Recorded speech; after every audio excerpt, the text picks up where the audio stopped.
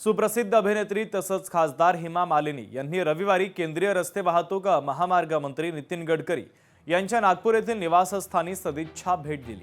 नितीन गडकरी आणि कांचन गडकरी यांनी धापेवाडा येथील होतकरू महिलांनी हातमागावर विणलेली करवत काठी साडी हेमा मालिनी यांना भेट म्हणून दिली आहे।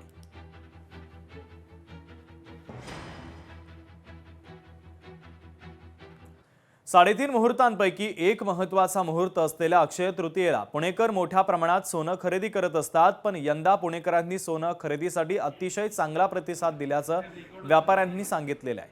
सोन्याच्या किमती या सर्वसामान्यांच्या आवाक्याबाहेर गेलेल्या असताना देखील सोन्याचे भाव स्थिर राहणार असल्याचं व्यापाऱ्यांनी सांगितलेलं आहे। याचा आढावा घेतलाय लोकशाही मराठीचे प्रतिनिधी चंद्रशेखर भांगे यांनी। पाहूयात।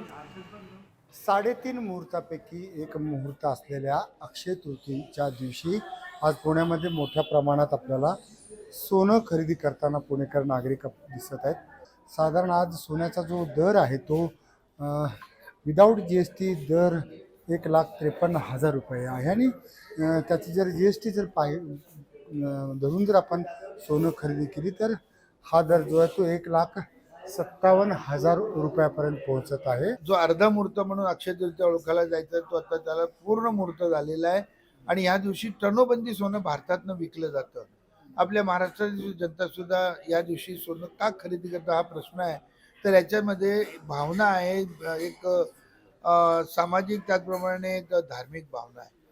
तर या मुहूर्तावर म्हणजे दसरा, दिवाळीचा पाडवा, गुढीपाडवा आणि अक्षय तृतीयेत सोनं खरेदी करणं म्हणजे आपल्या घरी लक्ष्मी आणली असं मानलं जातं आणि हा क्षय नसलेला म्हणजे जरी अर्धा क्षय झाला तरी त्या एक चांगला मुहूर्त आहे। आज सोन्याचे भाव 1,53,000 झालेले आहेत आणि चांदीचा भाव 2,57,000 पर किलोला झाला आहे। युद्ध पूर्णपणे थांबलं तर मी तुम्हाला सांगतो आणि परत देवाणघेवाण बरोबर योग्य रीतीने सुरू झाली, भारताची एक्सपोर्ट बरोबर झालं तर मात्र शक्यता कमी होण्याची नाकारता येत नाही। लोकशाही मराठी ऐका, पहा, जागरूक रहा।